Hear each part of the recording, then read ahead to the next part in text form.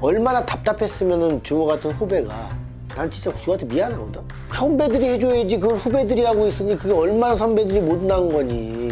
대한민국 축구협회의 밀실 행정을 폭로한 박주호가 다시 한번 열흘 만에 축구협회의 3천억 비리를 폭로하며 사건 전개가 예측 불가능한 상태로 치닫고 있습니다. 정몽규 회장을 비롯한 축구협회는 말도 안 되는 일이라는 듯 침묵으로 일관하며 이에 대해 부정하고 있는 상황인데요. 충격적인 것은 홍명보가 창단 멤버로 있는 11화회가 깊숙이 관여되어 있다는 사실입니다. 일부 전문가들은 이번 사태가 축구협회의 근본적인 문제를 드러내는 빙산의 일각에 불과하다고 주장하며 박주호가 폭로한 3천억 규모의 비리는 단순한 금전적 부패를 넘어 축구협회의 내부 권력 구조와 밀접하게 연관되어 있다는 사실을 말해주고 있는 것이다라고 말했는데요. 이에 축구 팬들은 이게 나라냐? 도대체 어디까지 썩어 있는 것이냐? 이건 범죄를 넘어 사형감이다. 모두 철저히 조사해서 법의 심판을 반드시 받아야 한다. 이런 집단이 다시는 대한민국 축구를 쥐고 흔들지 못하게 투명하고 공정한 조사가 필요하다며 많은 팬들의 공감을 받았습니다. 도대체 홍명보의 11화회가 어떻게 어디까지 관여되어 있는 것인지 자세히 알아보았습니다.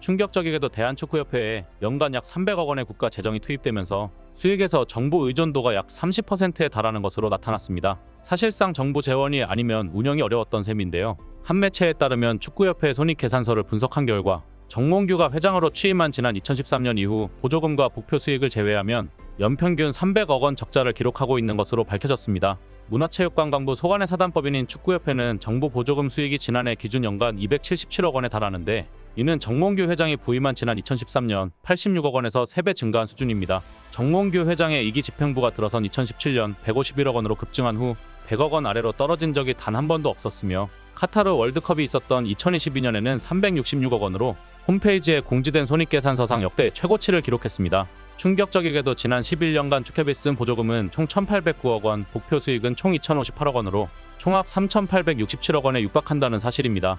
다시 말해 손익계산서를 살펴보면 지난 11년간 연간 300억 원대 적자가 발생했다는 것입니다. 이에 대해 축구협회 관계자는 보조금이라는 것은 정부에서 지정해 위탁한 사업을 위해 쓰이는 것이다. 집행하고 남은 잔액은 반납한다. 예산이 들어오지 않으면 사업 진행을 안 하기 때문에 재정에는 영향을 미치지 않는다. 우리 사업을 도와달라는 게 아니다라고 변명했습니다. 그러나 일부 전문가들은 한국축구협회가 정부로부터 수백억 원을 받으면서도 사업 수익은 11년간 1.5배 상승에 그친다. 주요국에서 축구협회에 기능하는 축구단체에서는 정부 보조금이 없는 경우도 많다. 브라질, 미국 등이 이에 해당하는데 그럼에도 불구하고 브라질은 지난 10년간 약 3배, 미국은 2배 넘는 사업 수익 개선을 일궈냈다. 이웃국이자 아시아에서 경쟁국으로 꼽히는 일본의 축구협회는 정부 보조금이 있지만 그 비중이 5%도 안 된다. 정부의 도움 없이도 다양한 사업에서 수익을 내면서 지난 10년간 사업 수익이 2배 가까이 증가했다. 우리나라의 다른 체육협회도 정부 의존도가 높지만 축구협회만큼 많은 정부 재정이 투입되진 않는다라고 설명했습니다. 이에 또 다른 전문가는 최근 박지성, 이영표 등 전 축구 국가대표 선수들이 축협의 운영 방식에 대해 연달아 목소리를 높이는 이유가 여기에 있으며 그들도 이런 부분을 모를 리가 없을 것이다. 소관 부처인 문체부도 최근 축구협회 논란과 관련해 한계에 다다랐다는 말이 괜히 나오는 것이 아니다. 이미 문체부 산하 스포츠윤리센터의 홍명보 감독 선임 과정과 관련해 신고가 접수됐고 센터가 조사에 착수했다고 말했습니다.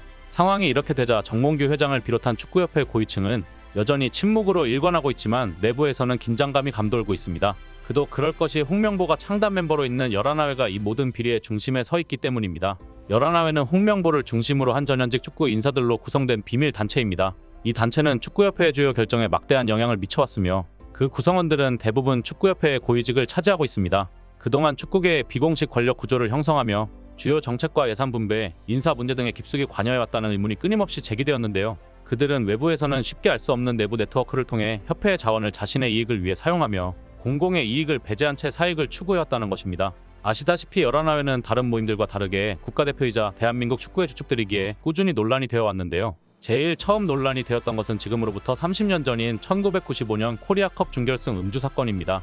준결승전을 앞두고 홍명보, 황선홍 등 국대 주전 선수들이 음주를 했다는 사실이 언론에 보도되면서 난리가 난 적이 있는데 당시 이 일을 제보한 것이 홍명보와 갈등이 있었던 박종환 감독이라는 루머가 돌기도 했습니다. 그리고 1년 후 1996년 아시안컵 8강 이란전에서 전반까지 2대1로 앞서고 있다가 후반전에만 무려 5골을 먹히는 대참사 일어나면서 6대2로 참패하는 사건이 벌어집니다. 문제는 이 사건이 있기 전부터 박종환 감독의 훈련 방식에 불만을 홍명보가 인터뷰에서 밝힌 터라 항명 논란이 있었습니다. 2014년에는 브라질 월드컵 준비 과정에서 11화회 멤버들이 예산을 사적으로 유용한 정황이 드러나기도 했는데요. 월드컵 좌절이라는 국민적 참사를 불러왔음에도 브라질 접대부들을 불러 술판을 벌이기도 했으며 홍명보는 훈련 기간에 선수들을 훈련시키기는커녕 땅 투기에 열중하기도 했습니다. 또한 열하나회는 2020년 AFC 챔피언스리그의 주요 스폰서 계약을 체결하는 과정에서 불법적인 커미션을 챙겼다는 의혹을 받았는데요. 이는 단순한 부패를 넘어 대한민국 축구의 근본을 뒤흔드는 행위나 다름없었습니다. 그러나 오랫동안 축구협회 내부에서 영향력을 행사하며 비밀 조직으로 알려진 열하나회는 이번 사건을 통해 그들의 실체가 수면 위로 드러나게 되었습니다. 얼마 전 대한민국 축구협회의 밀실 행정을 폭로한 박주호는 다시 한번 열흘 만에 공식 회견을 가졌는데요. 내가 영상을 올린 것은 한국 축구 발전을 위해 꼭 이야기해야 한다고 판단한 것이다. 전력 강화위안에서 일어난 5개월의 이야기를 전달하는 데 초점을 맞췄다. 모든 게 공정했다면 이런 문제는 없었을 것이다. 한국 축구 발전에 도움이 된다고 생각했다. 다른 부분은 복잡하게 생각하지 않았다. 모두가 저와 같은 마음이라 생각하며 협회가 더 체계적으로 변해야 한국 축구 발전에 도움이 된다고 말했습니다. 이에 축구 전문가들은 박주호는 모든 것을 알고 있었던 것이다.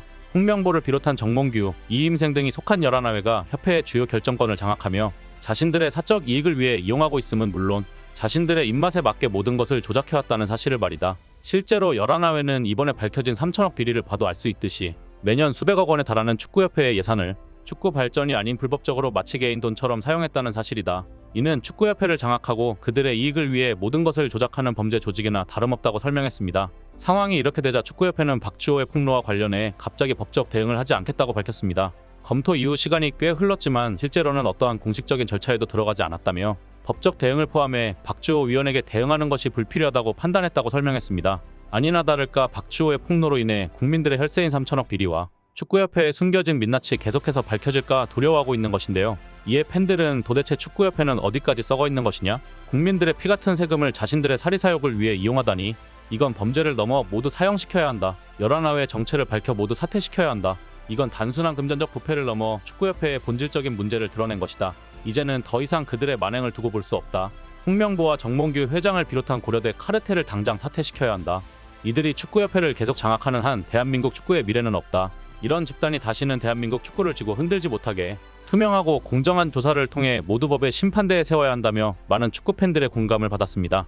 대한축구협회의 파벌과 전횡들은 축구팬들과 일반 국민들 사이의 지탄의 대상이 되었으며 최근 재점화된 축피아 논란은 그만큼 오래되고 해묵은 축구계의 병폐이자 적폐입니다. 우리 사회에서 나타나고 있는 사회적 병폐들의 축소판이 바로 대한축구협회라고 말해도 크게 다르지 않는데요. 기득권들이 살아가는 주류적 모습과 정확히 일치합니다.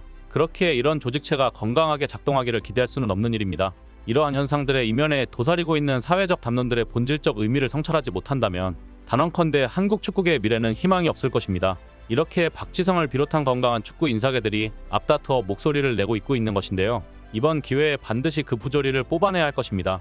썩을 대로 썩어빠진 축구협회가 과연 어떤 대응을 할지, 그리고 축구 팬들의 분노를 어떻게 잠재울 수 있을지 그 귀추가 주목되고 있습니다. 이상 블랙튜브였습니다. 시청해주셔서 감사합니다. 구독, 좋아요, 알림 설정은 더 나은 영상 제작 결정에 큰 힘이 됩니다.